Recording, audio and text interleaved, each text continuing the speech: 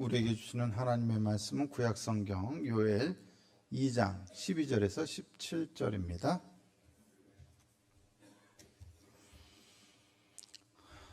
구약성경 요엘서 2장 12절에서 17절 말씀.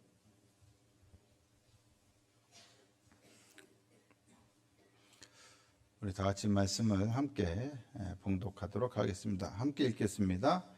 여호와의 말씀에 너희는 이제라도 금식하고 울며 애통하고 마음을 다하여 내게로 돌아오라 하셨나니 너희는 옷을 찢지 말고 마음을 찢고 너희 하나님 여호와께로 돌아올지어다.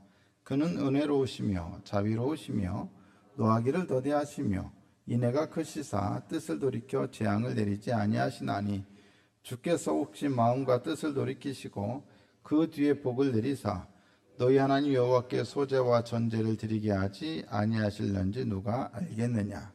너희는 시온에서 나팔을 불어 거룩한 금식일을 정하고 성회를 소집하라. 백성을 모아 그 모임을 거룩하게 하고 장로들을 모으며 어린이와 젖 먹는 자를 모으며 신랑을 그 방에서 나오게 하며 신부도 그 신방에서 나오게 하고 여호와를 섬기는 제사장들은 낭실과 제단 사이에서 울며 이르기를 여호와여 주의 백성을 불쌍히 여기소서. 주의 기업을 욕되게 하여 나라들로 그들을 관할하지 못하게 하옵소서. 어찌하여 이방인으로 그들의 하나님이 어디 있느냐 말하게 하겠나이까 할지어다. 아멘. 오늘 이 저녁 이 시간 함께 하신 모든 성도 여러분들을 우리 구주 예수 그리스도의 이름으로 축복합니다. 네, 설 명절 잘 보내셨습니까? 네, 즐거운 연휴가 되었으리라 믿습니다. 연휴가 끝나자마자 공교롭게도 교회 절기력으로는 사순절이 시작이 되었습니다. 오늘부터 사순절이 시작되었습니다. 그리고 오늘이 시작되는 이날을 수요일 날부터 보통 시작하죠, 당연히. 그래서 이날을 제 수요일 이렇게 말합니다. 제 수요일로부터 주일 6번을 제외하고 부활 전날까지 딱 40일을 사순절로 지키고 있습니다. 이것은 우리 교회, 기독교의 절기이자 또 전통입니다. 이 사순절을 또 우리 모두가 그냥 지나치기보다 의미를 생각하면서 경건한 마음으로 십자가의 고난과 희생, 그 의미를 묵상하면서 보낼 수 있다면 아마도 사순절은 우리에게 아주 좋은 경건의 훈련의 기간이 되리라 믿습니다. 오늘부터 그 시작을 함께 믿음으로 걸어나갈 수 있기를 바라고, 더불어서 수요일 새벽마다 이제 사순절 묵상을 위한 설교 말씀을 나누고 또 기도회를 하고 있습니다. 성도님들 사순절 기간 동안 사모하는 마음을 가지시고 성령께서 주시는 감동을 가지고 새벽 기도회 또 사순절 묵상에도 같이 참여하시기를 바라겠고, 새벽에 나오시기 어려우신 분들은 새벽에 같이 말씀 나누었던 것들을 유튜브로 올려드리고 있습니다. 그래서 유튜브로 보셔도 되고, 혹 설교 자료로 공유가 필요하시면 공유를 해드릴 테니까 설교 자료로라도 묵상에 같이 참여하실 수 있기를 바랍니다. 오늘 저녁에는 하나님께 돌아가자, 이런 주제로 제목으로 하나님의 말씀을 나누도록 하겠습니다. 다 같이 한번 따라해 보실까요? 하나님께 돌아가자. 우리 모두가 하나님께로 돌아가는 시간이 될 수 있기를 바랍니다. 돌아가자 혹은 돌아오라라고 하는 말씀은 무엇을 전제하고 있는 겁니까? 떠났다는 것을 전제하고 있는 겁니다. 떠났으니까 돌아오라는 것이겠죠. 크게는 인류 역사 전체가, 또 작게 보면 이스라엘의 역사 전체가 떠났다가 돌아오는 역사입니다. 그것에 대한 가장 대표적인 이야기가, 우리에게 가장 잘 알려져 있는 유명한 이야기가 바로 뭐냐? 누가복음에 나오는 탕자의 비유입니다. 둘째 아들이 아버지께 돌아가시지도 않았는데 유산을 요청했고, 말도 안 되는 요구를 또 아버지는 받아줘서 유산을 다 줬습니다. 그래가지고 먼 나라로 떠나갔고, 허랑방탕하게 살다가 도저히 굶어 죽을 것 같으니까 아버지에게로 다시 돌아온 이야기. 탕자의 비유가 사실은 우리 모두의 이야기입니다. 우리 모든 죄인들은 허랑방탕하게 살다가 다시 아버지께로 돌아온 탕자입니다. 돌아오라는 하나님의 말씀에는 또한 구약성경 저변에 흐르고 있는 언약적인 주제가 반영되어 있습니다. 신명기에서 가장 명확하게 드러나는 모세 언약의 핵심 내용은 바로 저주와 회복입니다. 왜 저주받습니까? 말씀에 순종하지 못했기 때문에 저주를 받지만 하나님은 저주로 끝내지 아니하시고 저주받은 그들을 다시 회복시키신다는 것입니다. 그래서 저주와 회복이 반복되는 내용이고 또 모세 언약의 핵심되는 내용입니다. 신명기에는 분명히 우리에게 두 가지 선택의 길을 제시합니다. 축복과 저주의 길. 이렇게 살면 축복이고 이것 선택하면 저주입니다. 그리고 이것은 생명의 길이고 이것은 죽음의 길입니다. 선택하라는 것입니다. 그런데 이스라엘은 무엇을 선택했습니까? 언제나 저주와 죽음을 선택했습니다. 하나님의 말씀에 불순종하고 우상을 숭배하며 언약적인 계명에 순종하지 못했습니다. 그 결과 그들은 하나님의 심판을 받는데 그 심판은 이방 세력의 침략과 그리고 그로 인한 유배 생활입니다. 포로 생활입니다. 포로로 끌려가면서 그들은 자신들의 고향 땅을 강제로 떠나야만 했습니다. 에덴 동산에서의 아담과 하와의 추방처럼 그들은 자신들의 땅에서 추방당했습니다.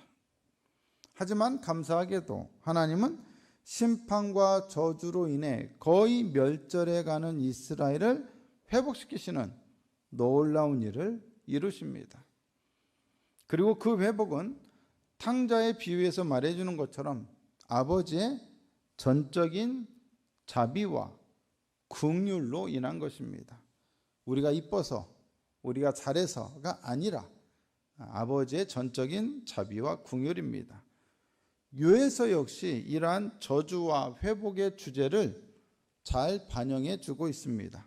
그래서 요에서 전반부는 저주에 대한 이야기이고 후반부는 회복에 대한 이야기입니다.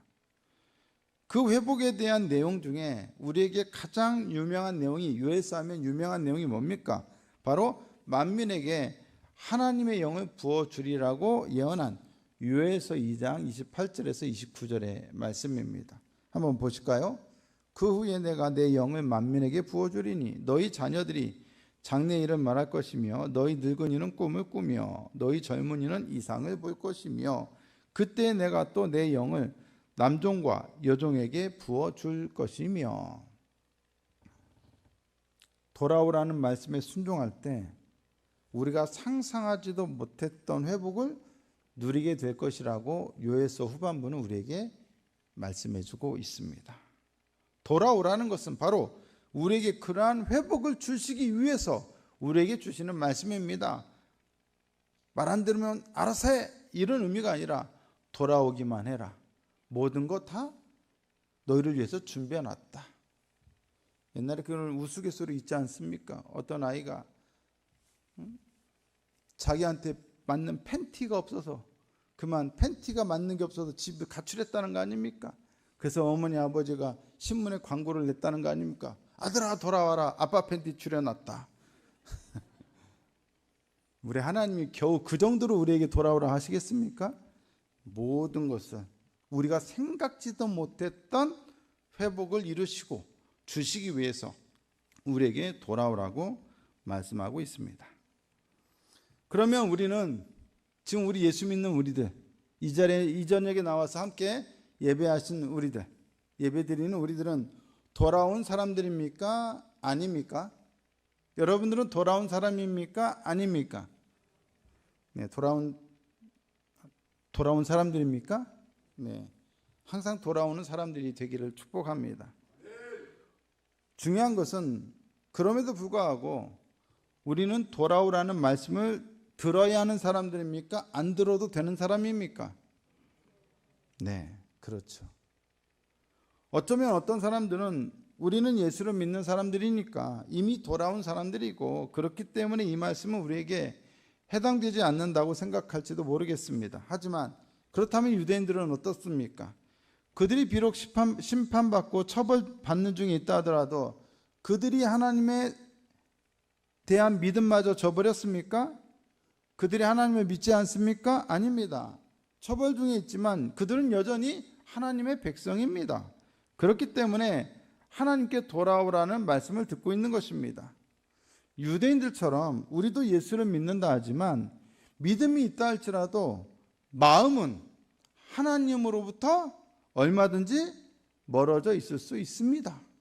몸은 예배 자리에 나와 있지만 마음은 이미 저기 딴 데 멀리 가 있을 수 있습니다. 그게 사람입니다. 유대인들이 그랬듯이 믿음의 백성이면서도 하나님으로부터 얼마든지 멀어질 수 있습니다. 이스라엘의 역사가 그것을 우리에게 잘 보여주고 있습니다. 이사야 29장 13절은 이렇게 말씀합니다. 주께서 이르시되 이 백성이 입으로는 나를 가까이하며 입술로는 나를 공경하나 그들의 마음은 내게서 멀리 떠났나니 그들이 나를 경외함은 사람의 계명으로 가르침을 받았을 뿐이라. 입술로는 공경해요. 하지만 마음은 어떻다? 멀리 떠났다. 겉으로 보이는 모습만으로는 하나님께 돌아온 사람인지 아닌지를 판단하기 힘듭니다. 입으로 하는 말만 가지고는 그 속마음을 다 알기 어렵습니다. 찬양 열심히 은혜롭게 한다고 해서 그 사람의 속을 우리가 더 어떻게 다 잘 압니까? 예배 자리에 잘 꼬박꼬박 잘 나온다고 해서 그 사람 속을 우리가 다 아는 것 아닙니다. 예배 드릴 때는 강도들도 도둑들도 얼마든지 거룩한 모습으로 앉아 있을 수 있습니다. 누구보다도 은혜 받는 모습으로 앉아 있을 수 있습니다. 눈물 콧물을 흘려가면서 자신의 죄를 회개하는 모습을 보일 수 있습니다. 이스라엘 백성들도 아주 열심히 성전에서 제사 드렸습니다. 제사 드리는 일에 있어서라면 둘째가라면 서러워할 정도로 누구보다 열심히 제사 드렸습니다. 성전에 나와서. 하지만 그렇게 열심히 성전에서 제사를 드렸지만 하나님께 어떤 책망의 말씀을 받았습니까? 예레미야 7장 11절 보니까 이렇게 말씀합니다. 내 이름으로 일컬음을 받는 이 집이, 성전이죠, 이 집이 너희 눈에는 도둑의 소굴로 보이느냐? 보라, 나 곧 내가 그것을 보았노라. 여호와의 말씀이니라. 무엇을 보았다고요? 이 집, 성전이 도둑의 소굴이 되는 것을 보았다는 겁니다. 아니, 이스라엘 백성들이 성전에 가서 한 게 뭡니까? 그들이 거기서 한 일이라고는 제사 드린 것밖에 없습니다. 그런데 하나님은 제사 드리는 그들의 모습을 본 게 아니라 무엇을 보았다고 말씀하십니까? 그 성전이 그들로 인해서 도둑의 소굴이 되는 것을 보았다라고 말씀합니다. 아무리 제사 많이 드려도 그 심보는 다 뭐가 되었다는 겁니까? 도둑놈 심보였다는 겁니다. 제사 드리는 모습은 보였어도 마음은 하나님부터 너무 멀리 떠나 있었다라는 것입니다. 옆에 한번 보십시오. 이 사람의 눈빛을 보고 마음이 떠나 있는지, 지금 이 자리에 있는지 잘 보십시오. 뭐 떠난 것 같으면 빨리 돌아오라고. 예수님은 예레미야 7장 11절의 말씀을 인용하며 성전 기득권자들이 하나님의 성전을 강도의 소굴로 만들었다며 책망하셨습니다. 유해 선지자가 책망해야만 했던 일은 이스라엘의 전 역사를 거쳐서 인류의 전 역사를 걸쳐서 늘 반복되고 있습니다. 오늘 우리 그리스도인들이라고 해서 예외는 아닙니다. 결국 우리도 마음을 다하여 하나님께로 돌아가야 할 존재들입니다. 이 시간 우리 모두 마음을 다해 하나님께 돌아갈 수 있기를 축복합니다. 하나님께 돌아가려면 어떻게 해야 합니까? 요에스 2장 12절을 보니까 이렇게 말씀하죠. 여호와의 말씀에 너희는 이제라도 금식하고 울며 애통하고 마음을 다하여 내게로 돌아오라 하셨나니. 마음을 다하여 금식하고 울며 애통하라고 말씀합니다. 우리 성경에는 금식하고 울며 애통하고 마음을 다하여 이런 순서로 되어 있습니다만 원문상으로는 마음을 다하여라고 하는 문구가 앞으로 나와 있습니다. 그래서 마음을 다하여 금식하고 울며 애통하고 내게로 돌아오라 이렇게 말씀합니다. 마음을 다한다는 것은 먼저 거짓된 태도가 아닌 진실한 태도여야 한다는 것을 의미합니다. 겉으로만이 아니라 하는 척만 하는 것이 아니라 진실해야 합니다. 또 마음을 다한다는 것은 온 힘을 다해서 하나님께 나아가야 한다는 것을 의미합니다. 중요한 것은 우리의 마음입니다. 마음. 인간 존재의 중심은 언제나 마음입니다. 마음. 아무리 금식을 하든 울든 애통을 하든 우리의 마음이 빠진다면 진실성이 없는 겁니다. 마음을 다하는 것에는 항상 진실한 행위가 뒤따르게 되어 있습니다. 첫 번째 행위는 무엇입니까? 첫 번째 행위로 제시되는 것은 바로 금식입니다. 금식. 율법에서 이스라엘 백성들에게 공식적으로 금식을 이야기하는 것은 1년에 한 번 있습니다. 대속죄일에 모든 백성들이 전국적으로 다 금식을 합니다. 하지만 경건한 이스라엘 사람들은 깊이 회개할 때도 금식을 했습니다. 또한 국가적, 민족적 위기와 재난이 닥칠 때도 금식하고 기도했습니다.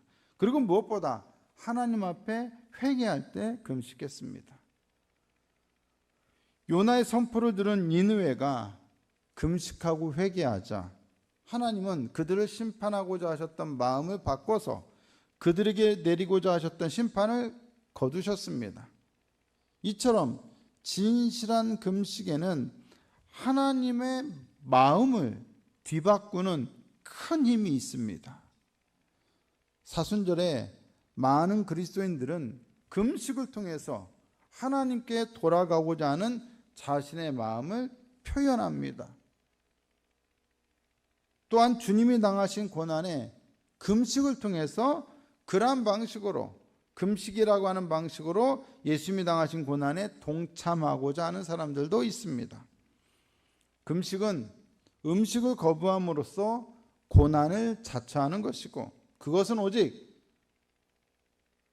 음식으로 대표되는 세상이 아니라 하나님만을 바라보고 하나님만을 의지하겠다는 결연한 의지를 보이는 것입니다.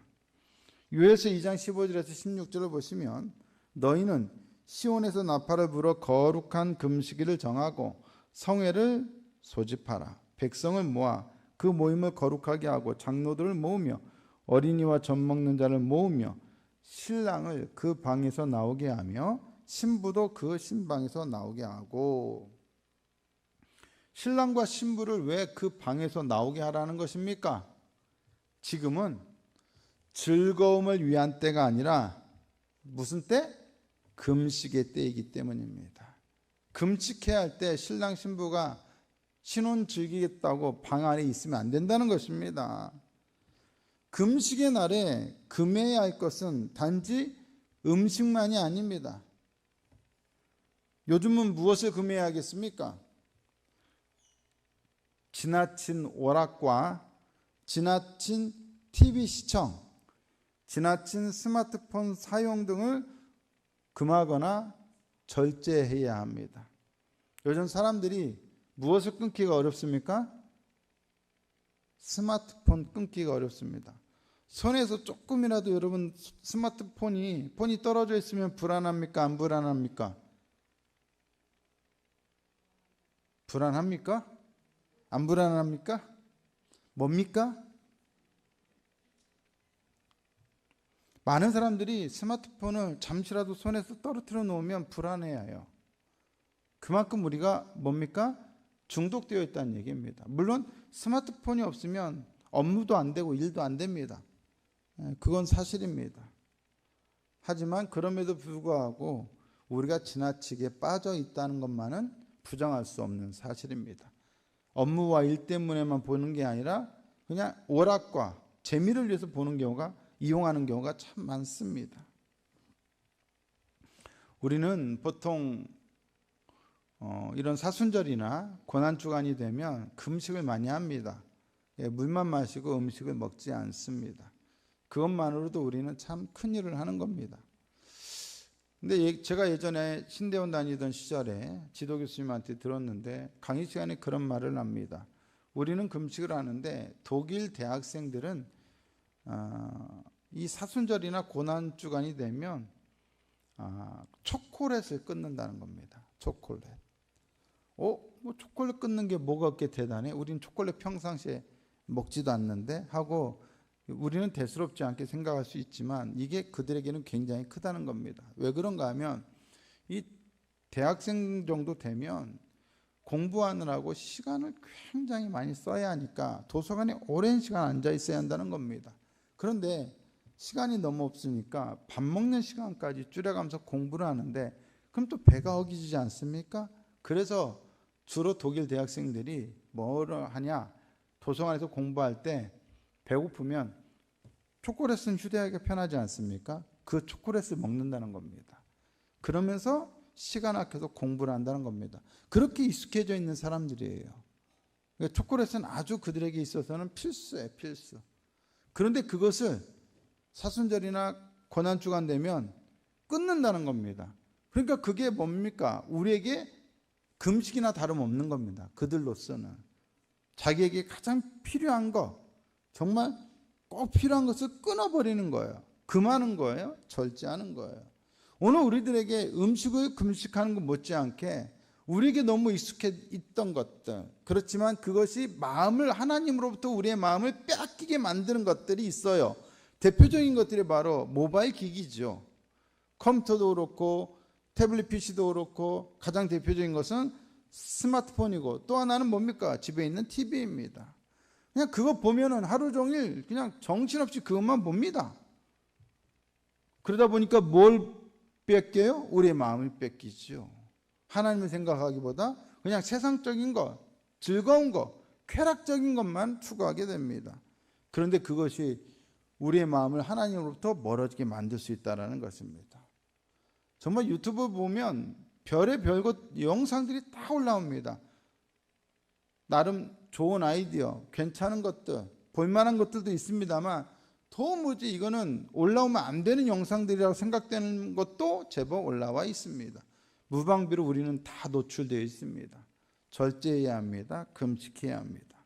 사순절을 맞아서 그러한 것들을 금하거나 절제함으로써 우리 주님이 오직 하나님 한 분이시라는 것을 드러내는 결연한 마음과 또 우리 주님이 당하신 고난을 우리는 이것들을 절제함으로써 동참하겠다라고 하는 그러한 믿음을 보일 필요가 있습니다.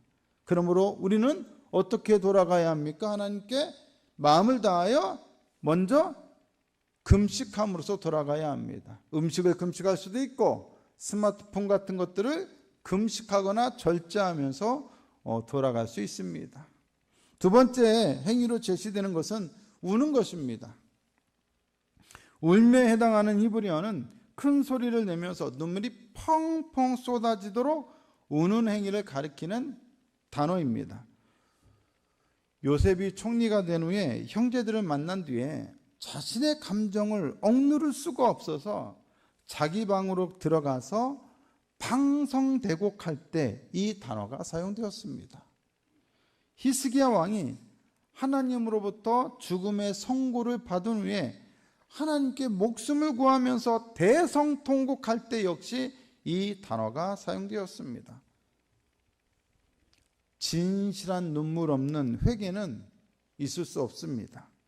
자신의 죄악이 얼마나 크고 끔찍한지를 제대로 인식한 사람들만이 울며 통곡합니다. 오늘 우리 그리스도인들의 문제 중 하나는 눈물이 말라버렸다라는 것입니다. 눈물이 사라졌거나 메말랐습니다. 드라마 보면서는 잘 우는데 눈물이 마를 날이 없는데 주님 앞에서는 눈물이 없습니다. 메말랐습니다. 말씀을 들어도 찬양을 해도 기도를 해도 회개하라 해도 마음이 그냥 무덤덤합니다. 내가 무슨 죄가 있더라. 한참을 생각해도 죄가 떠오르지 않습니다. 감각이 무뎌졌습니다. 우리가 울지 않아도 될 만큼 성인이 되었습니까? 우리의 죄악이 그만큼 사소한 것이 되었습니까? 아니죠. 도리어 죄악이 더 많으면 많아졌지, 또 더 악해졌으면 악해졌지, 사라지거나 약해졌을 리가 없습니다.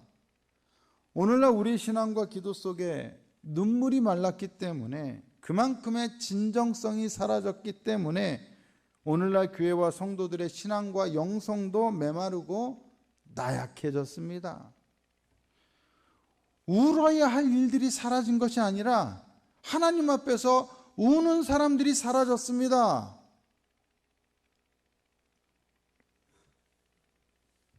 우는 사람들이 없을 때 고통 가운데 울며 통곡해야 할 일들이 우리 가운데 넘쳐나게 될 것입니다. 우리는 진정 눈물을 회복해야 합니다. 눈물 없는 신앙이란 어불성설입니다. 감사의 눈물뿐만 아니라 상하고 통회하는 마음으로 통곡하는 눈물이 우리 눈에 마르지 않는다면 하나님은 분명 놀라운 긍휼을 베풀어 주실 것입니다. 우리는 하나님께 돌아갈 때 무엇으로 돌아가야 합니까? 첫 번째는 마음을 다하여 금식하며 돌아가야 합니다. 두 번째는 마음을 다하여 울며 돌아가야 합니다. 세 번째 행위로 제시되는 것은 애통하는 것입니다. 애통하고에 해당하는 히브리어는 슬픔을 이기지 못하여 머리카락을 쥐어뜯거나 가슴을 치는 행위를 나타내는 데 사용되는 표현입니다. 이 단어는 특별히 페르시아 제국 내에서 하만의 관계로 멸절 위기에 처한 유다인들이 자신들의 절망적 운명을 생각하면서 부르짖은 행위를 나타낼 때 사용되었습니다. 이것은 그만큼 자신들의 처지가 얼마나 절박한지를 드러내는 행위였습니다.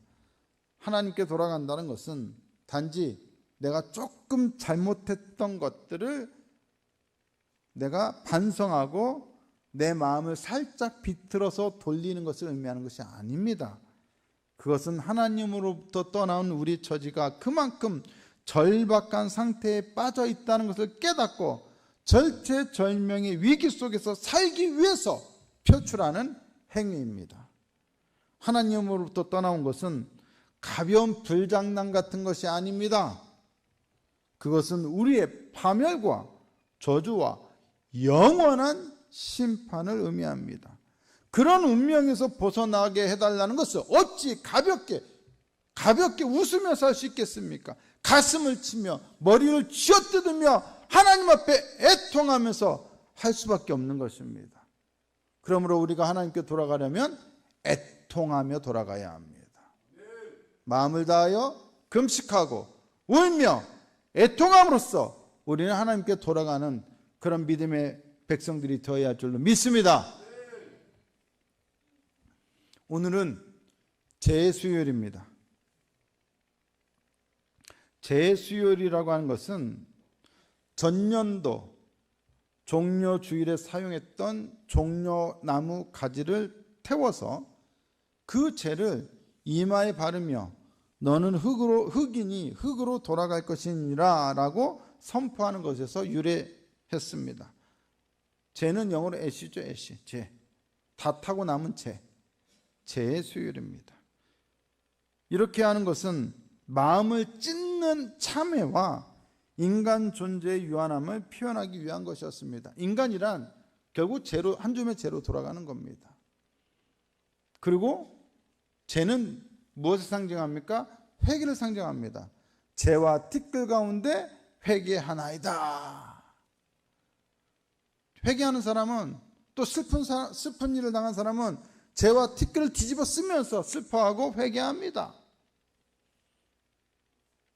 그래서 재의 수요일은 우리의 회개, 마음을 찢는 회개와 우리가 결국 한 줌의 죄로 돌아갈 수밖에 없는 연약한 인간이다, 인간의 유한한 존재됨을 확인하는 것입니다. 여러분, 왜 사순절이 생겼으며 왜 재의 수요일이라고 하는 것이 생겼습니까? 왜 생겼습니까? 바로 우리의 죄악 때문입니다.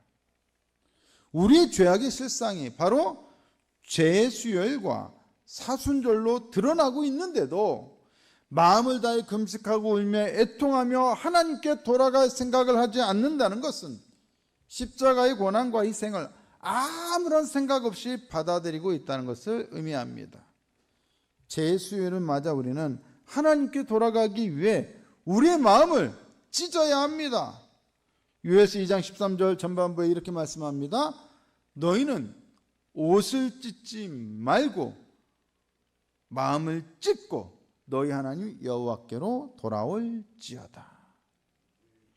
구약시대 이스라엘 백성들은 극심한 슬픔에 사로잡히거나 억울한 일을 당하거나 하나님 앞에 진심으로 회개할 때 옷을 찢고는 했었습니다. 하지만 옷을 찢는 것이 진정한 회개의 표지라고 한다면 자칫 회개가 옷만 찢는 형식적인 행위에 머물 수도 있을 것입니다. 그러므로 진정으로 회개하는 사람들은 옷만 찢는 것이 아니라 마음을 찢어야 합니다. 마음을 찢는다는 것은 무엇을 의미합니까? 바로 상하고 통회하는 마음을 가져야 한다는 것을 의미합니다. 시편 51편 17절에 하나님께서 구하시는 제사는 상한 심령이라. 하나님이여 상하고 통회하는 마음을 주께서 멸시하지 아니하시리이다. 누구 때문에 죄의 수요일이 생겼습니까? 누구 때문에 사순절이 생겼습니까? 바로 우리 때문입니다. 우리의 죄 때문입니다. 그러니 다른 사람의 마음이 아니라 나의 마음이 찢겨야 합니다. 나의 마음을 찢어야 합니다. 그리고 그 마음으로 하나님께 돌아가야 합니다. 요즘 교회에서 많은 성도들은, 목사도 마찬가지입니다, 마음이 참 가난하지 않습니다. 자신의 마음을 찢으려고 하지 않고 상대방의 마음이나 갈갈이 찢으려고 합니다. 왜 이렇게 상처를 주고받습니까? 그리고 뭐가 그렇게 잘났습니까? 뭐가 그렇게 똑똑합니까? 안타깝게도 하나님 앞에서 우리의 마음을 찢어야 할 때 우리의 마음을 찢는 것이 아니라 다른 사람들의 마음을 찢고 상처를 줍니다. 왜 그렇습니까? 내가 내 마음을 찢어야 할 죄인이라는 것을 놓치기 때문입니다. 요즘 교회에서 성도들의 모습을 보면 죄인이 앉아있는 것이 아니라 다 거룩한 의인들만 앉아 있습니다. 잘난 의인들만 앉아 있습니다. 목사들도 그러고 있습니다.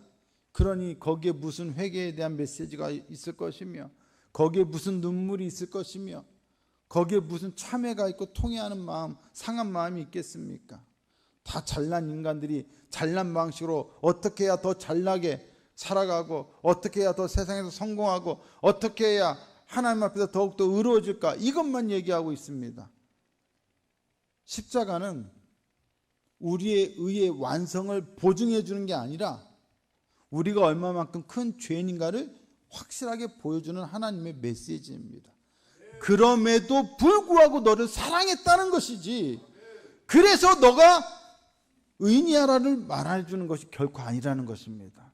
이 놀라운 사랑과 이 은혜를 우리에게 주셨는데, 그런데 우리는 그 은혜 때문에 구원받았는데 어느 순간 우리는 은혜 없이도 살 수 있는 존재인 것처럼 착각하며 이 자리에 앉아 있다는 것입니다. 오늘날 우리가 여기 있는 게 전적인 은혜 아닙니까? 하나님의 놀라운 은혜 아닙니까? 내가 잘나서 여기까지 왔습니까? 아니라는 것입니다. 전적인 놀라운 하나님의 은혜로 우리는 십자가의 은혜로 구원받았고 대속되었고 오늘 이 자리에 있게 되었습니다. 이 놀라운 은혜를 아는 사람들이라면 그 골고다 길을 걸어가신 예수님의 그 고난을 생각한다면 어떤 마음일까요? 너무 가슴 아프고 너무 마음이 찢어지고 너무 또 감사한 마음이 들지 않겠습니까? 성도들과 함께 요르단에 있을 때 성지순례를 데리고 몇 번을 갔습니다. 이스라엘에. 골고다까지 올라가는 그 비아 돌로로사를 걸어가면서 성도들이 저 앞에 이제 먼저 보내고 저는 맨 뒤에 따라가면서 계단을 하나하나 올라가는데 그렇게 마음이 괴롭고 그렇게 마음이 찢어질 듯 아프지 않을 수가 없었습니다. 먼저 성도들을 저 앞에 보내고 저는 거기에 무릎 꿇고 한참 울었었습니다. 눈물이 납니다. 이 길이 내 사랑하는 주님이 나를 위해서 걸으셨구나. 그 길이 오늘 우리 한누리교회를 살리기 위해서 주님이 걸으신 길이었습니다. 근데 우리는 그때 뭐하고 있었습니까? 주님이 그 길을 걸으실 때 우리는 죄짓고 있었습니다. 주님으로부터 마음이 멀리 떠나 있었습니다. 왜요? 나 예배 드리고 있었는데요. 왜요? 나 봉사하고 있었는데. 하지만 우리는 여전히 죄악에 물든 채 그 일들을 했습니다. 제사 열심히 드렸지만 예레미야 선지자 시절에 그들은 너희들은 성전을 도둑의 소굴로 만들고 있다라고 하나님으로부터 책망을 들어야만 했습니다. 오늘 우리들이라고 그런 책망에서 자유로울 수 있을까요? 아니죠. 마음을 보세요. 하나님께 가까이 와 있습니까? 늘 우리는 세상적인 성공, 세상에서의 우리의 삶, 내가 사랑하는 것들, 내가 욕망하는 것들, 나의 정욕, 나의 탐심을 위해서 살아왔던 모습으로 늘 살아가고 있지 않습니까? 우리가 맨날 보고 있는 거, 스마트폰이나 TV를 통해서 보고 있는 거 다 그런 것들 아닙니까? 우리는 늘 그것을 위해서 살아오지 않았습니까? 우리는 그런 모습들을 회개해야 합니다. 찢어버려야 합니다.